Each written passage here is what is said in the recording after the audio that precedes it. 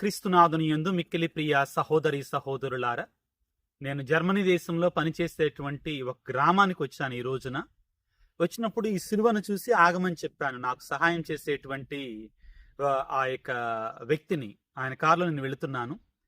ఇది చూసినప్పుడు ఆయన నాకు చాలా వివరించాడు. నాకు తెలుసు ఇంతకుముందే, కానీ ఆయన నాకు చాలా వివరించారు.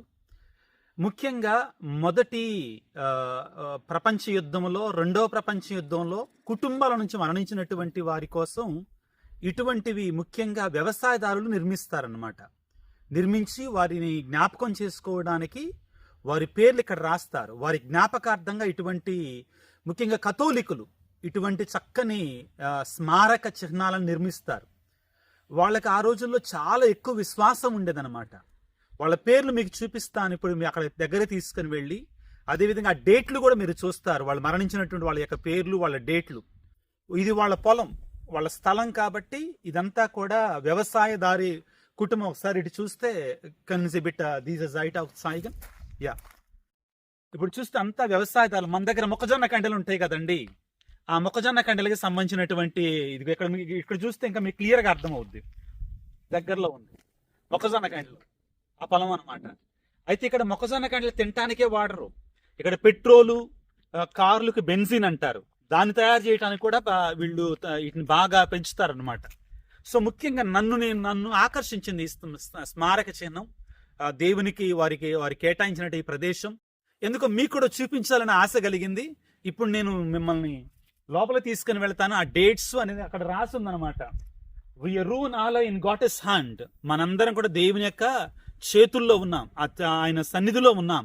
ఆ తర్వాత డాక్స్ దాని వేగా జింద్ ఉన్ బెకాంట్. మనకి ఆయన యొక్క మార్గాలు మనకు తెలియదు, కానీ మన తల వంచి మనం ఆయనకి వినయంగా మనం జీవించాలి.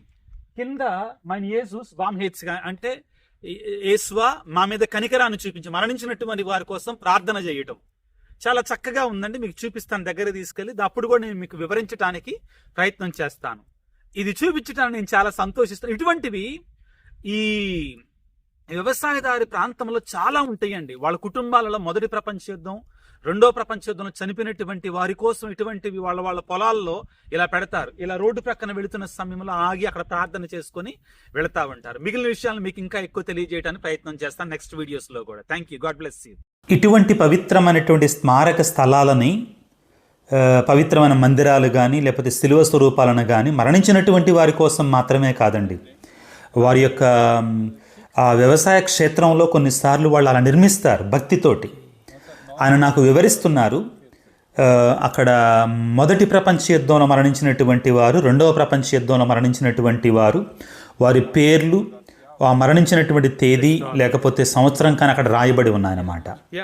ఇప్పుడు మనం మొదటిగా చూసేటువంటిది అక్కడ మనం చూస్తే ఇది రెండవ ప్రపంచ యుద్ధంలో మరణించినటువంటి వారి యొక్క పేర్లు. ఇక్కడ మేబీ ఆ కుటుంబానికి సంబంధించినటువంటి వారు. ఇది మొదటి ప్రపంచ యుద్ధంలో మరణించినటువంటి వారు. మీకు అందరికీ తెలుసు, ఈ ప్రపంచ యుద్ధాలు ఎక్కువగా జర్మనీ ప్రాంతంలో ఎక్కువగా జరిగాయి. ముఖ్యంగా రెండవ ప్రపంచ యుద్ధానికి కారణం జర్మనీ, హిట్లర్ మరణించారు. అందులో కూడా చాలామంది జర్మన్ సైనికులు కూడా మరణించారు. అయితే ఇక్కడ మనం గమనించాల్సింది ఏంటంటే, వీళ్ళు అదిగో 1914 నుండి 1918 వరకు, ఇది మొదటి ప్రపంచ యుద్ధం, అక్కడ మరణించినటువంటి వారు. వీళ్ళల్లో చాలా భక్తి ఉంటుందండి. మనం అనుకుంటాం కానీ పాశ్చాత్య దేశంలో భక్తి లేదు అని మనం అనుకుంటాం. కానీ ఉన్నటువంటి వాళ్ళు ఎవరిలోనైతే భక్తి ఉందో అది చాలా బలంగా, దృఢంగా ఉంటుందన్నమాట. చాలా సుందరంగా నిర్మించారు. మీరు ఆ శిలువ స్వరూపాన్ని చూడండి, చాలా రాతితో, స్వరూపం కూడా రాతితో చేయబడింది, చాలా దృఢమైనటువంటిది. ఇది చూపించడానికి నేను చాలా సంతోషపడుతున్నాను.